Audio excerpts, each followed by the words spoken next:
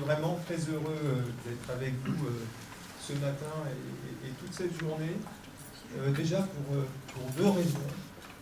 La première, c'est que mon premier, quand je suis rentré à l'inspection générale, mon premier poste de conseiller territorial, c'était dans l'académie secrétaire. Et j'en garde un souvenir, un excellent souvenir pour les travaux et les rencontres que j'ai pu faire. Et si vous me le permettez, je voudrais juste prendre une minute pour rendre un hommage à quelqu'un qui m'a beaucoup marqué. Vous le connaissez pour certains, un côté.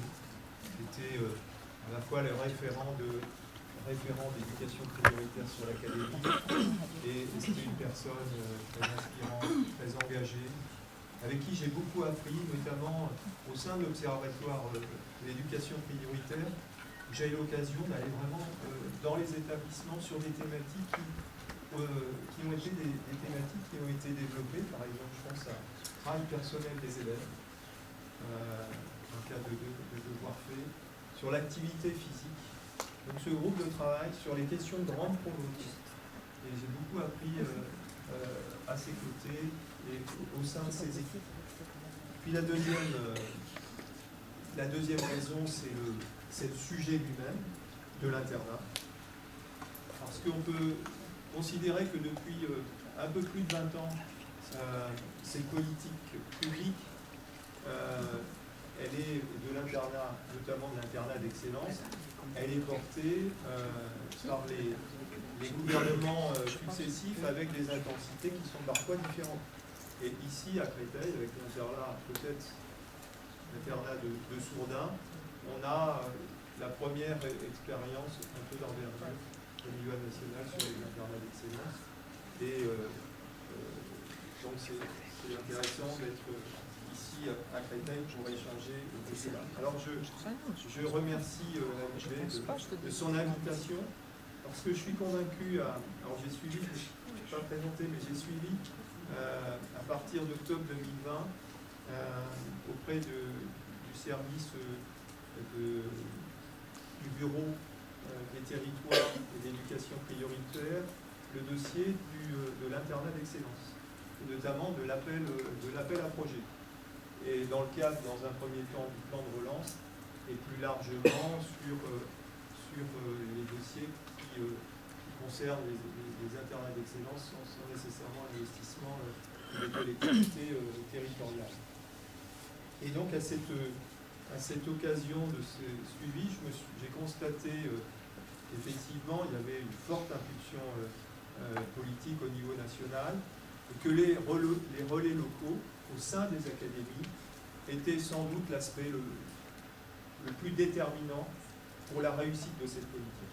Et c'est pour ça que je me réjouis de l'organisation de cette réunion, parce que finalement, je suis convaincu que ce n'est pas forcément les lois, les circulaires qui font les politiques, c'est les acteurs sur le terrain, le plus près du terrain, en proximité. Donc, le portage académique, pour moi, dans le système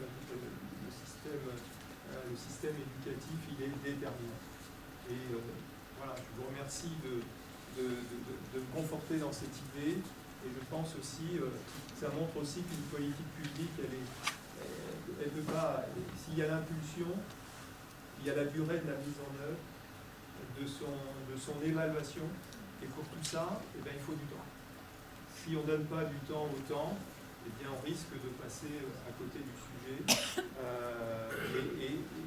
et de perdre en efficacité. Donc c'est pour ça que vous avez raison de continuer par des formations, par des moyens que vous apportez, parce que souvent on dispose de moyens parfois limités, mais l'esprit d'innovation et de créativité, il peut permettre aussi de pouvoir régler un certain nombre de problématiques qui se posent. Je vais donner, voilà, on pourrait prendre plusieurs exemples sur ce sujet. Alors, il y a 3 points qui me semblent essentiels à vous souligner. C'est que ça faisait partie du cahier des charges du plan internat du XXIe siècle. Je les aborderai brièvement, et puisque vous allez échanger sur ces points-là dans les groupes de travail. et je vous écouterai bien entendu avec attention. Le premier point, c'est l'ancrage territorial du projet dans son territoire et dans ses relations avec les acteurs, notamment les collectivités territoriales. Moi, je travaille à l'inspection générale sur ce sujet, parce que je pense que les collectivités territoriales, aujourd'hui, de par leurs investissements, ont un rôle majeur dans le système éducatif, qu'on le veuille ou non. Et donc, le travail à réaliser avec les collectivités territoriales, dans des relations de confiance mutuelle, de co-construction, dans une gouvernance qui soit clarifiée, ça me paraît essentiel dans la réussite du projet. Ne serait-ce que quand on regarde les compétences des collectivités territoriales, c'est à la fois sur le bâti, bien entendu, c'est à la fois sur le bâti, alors les espaces de vie, l'hébergement, la qualité de la vie, du bien-être des élèves, le sujet de l'alimentation, par exemple, qui est un sujet dont je suis allé dans quelques établissements qui revenait souvent chez les élèves.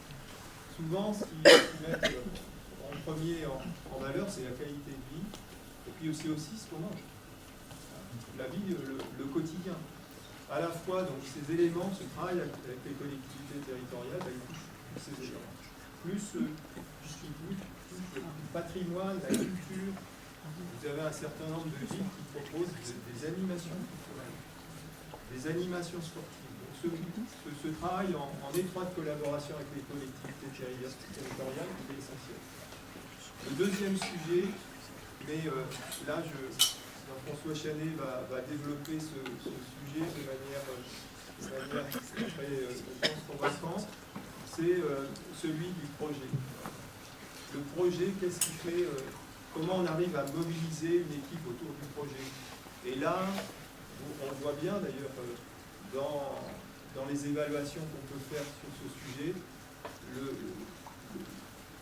la rupture qui existe, ou le manque de lien entre le temps scolaire et l'internat, c'est un vrai sujet en réalité qu'on a du mal à surmonter.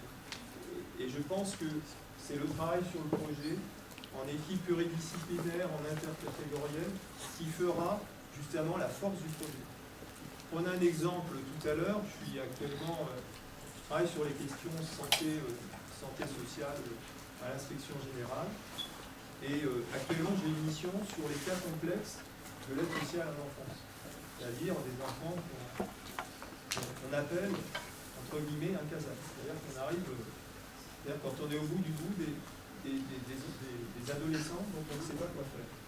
Je suis allé visiter des établissements cette semaine, dont un dans le Val-de-Marne, et un autre dans le centre de Paris. Et qu'est-ce qui fait là, dans des situations extrêmement difficiles, le travail est extrêmement difficile, qu'est-ce qui fait la force de l'encadrement de ces enfants? Ben, c'est le projet lui-même. Le projet lui-même, quand il est puissant, il résiste, y compris à la mobilité des personnes. C'est le cas dans les établissements, les chefs d'établissement changent fréquemment, et ici c'est encore plus vrai. Donc là, vraiment, la qualité du projet, c'est ce qui fait que finalement, les personnes peuvent changer, mais le projet, lui, demeure. Et je pense que ce travail-là, sur ce plan-là, est important.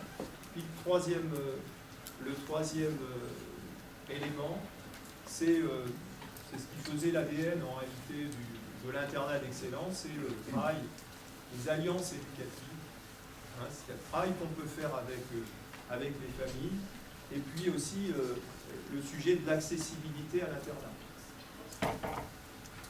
Ça, c'est important, parce que parfois, il y a des familles qui sont en grande difficulté sociale, vous voyez vous-même, comment on va travailler le projet d'internat, comment on va travailler avec les familles le projet d'internat, et son financement. Donc, c'est ces trois points-là qui me semblent extrêmement essentiels, dont vous allez échanger ce matin.